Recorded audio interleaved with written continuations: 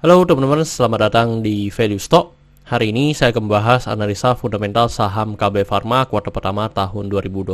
Oke, ini disclaimer-nya, yang pertama ini merupakan sharing analisa fundamental, bukan ajakan beli jual ataupun suatu saham, dan keputusan investasi ada di tangan teman-teman selaku investor. Yang ketiga, dari analisa fundamental ini bisa dijadikan referensi untuk analisa saham-saham yang teman-teman miliki. Oke, pertama-tama kita masuk ke bisnis model dari saham KB Pharma ini. Untuk kegiatan usahanya bergerak di bidang usaha farmasi.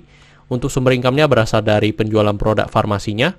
Untuk segmen usaha atau marketnya di Indonesia. Terkait kasus hukum, saat saya membuat video ini, saya tidak menemukan adanya kasus hukum yang terkait dengan KB Pharma. Untuk kepemilikan saham dimiliki oleh PT sebanyak 6 PT sebesar 57,15% dan masyarakat sebesar 42,85%. Dan teman-teman, ini merupakan produk-produk yang dihasilkan oleh KB Pharma. Jadi untuk detailnya dan rinci dari produknya, teman-teman bisa langsung saja ke website dari KB Pharma, yaitu di kb.co.id, untuk mendapatkan lebih detail terkait produk-produk yang dihasilkan oleh KB Pharma. Untuk dari segi pendapatan, teman-teman bisa lihat secara kuartal pertama mengalami kenaikan sebesar 3,4%, dan saya asumsikan kuartal keempat yang memiliki kinerja yang sama dengan kuartal pertama, maka sampai akhir tahun akan mengalami kenaikan sebesar 3,9%. Dan memang dari perusahaan KB Pharma ini dari 2014 sampai 2021 cukup konsisten mengalami kenaikan.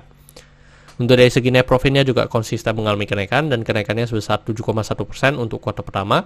Dan saya asumsikan kuartal keempatnya memiliki kinerja yang sama dengan kuartal pertama, maka sampai akhir tahun akan mengalami kenaikan sebesar 6,1%. Untuk dari segi asetnya juga konsisten mengalami kenaikan, dan kenaikannya sebesar 5,8%. Untuk dari segi utang juga mengalami kenaikan, dan kenaikannya sebesar 3,9%.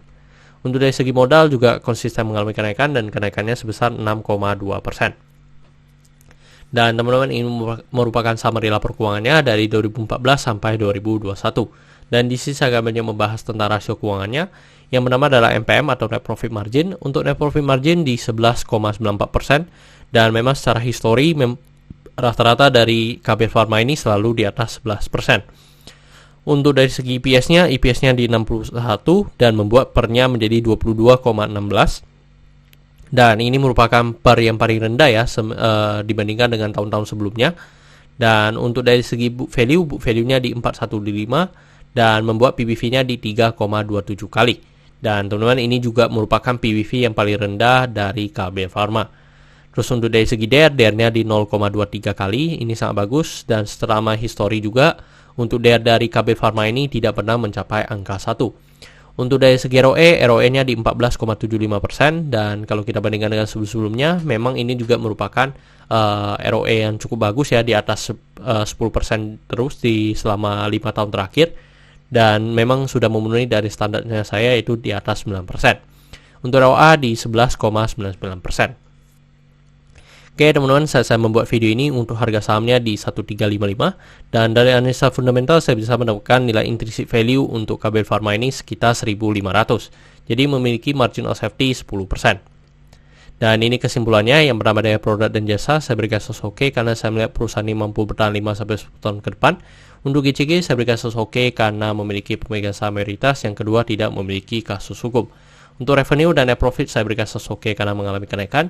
Untuk dari segi aset saya berikan sosok oke karena mengalami kenaikan. Untuk liability saya berikan sosok oke karena debt-nya di bawah 1. Untuk book value saya berikan sosok low karena harga jual sekarang di atas harga book value-nya. Untuk sektor saya berikan sosok oke karena jika liability-nya oke, saya berikan satu sektor ini oke.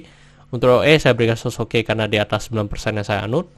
Untuk margin of safety saya berikan sosok oke karena positif. Untuk dividen saya berikan sosok oke karena selama 5 tahun terakhir untuk KB Pharma masih sangat royal memberikan dividen kepada investornya.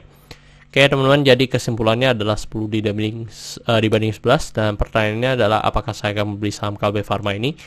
Tidak ya teman-teman, karena secara KB Pharma ini secara fundamental sangat bagus sekali, dan termasuk growth stock juga, karena dimana secara grafiknya selalu konsisten mengalami kenaikan. Tapi dari secara valuasi menurut saya sudah over value ya, sebenarnya masih 10% aja secara valuasinya, jadi menurut saya tidak masuk dalam kategorinya saya untuk melakukan investasi. Oke teman-teman, saya rasa cukup sekian untuk video kali ini. Jangan lupa untuk like dan subscribe. Jangan lupa juga untuk follow saya di Instagram saya di Royken13. Dan teman-teman, saya ada membuat grup Telegram, jadi teman-teman bisa join grup Telegram saya di Value Stock. Untuk linknya teman-teman bisa dapatkan di deskripsi di bawah. Dan jika teman-teman ada kode saham yang ingin saya bukan analisa seperti ini, silahkan tinggalkan di kolom komentar untuk kode sahamnya. Oke teman-teman, see you in the next video. Bye-bye.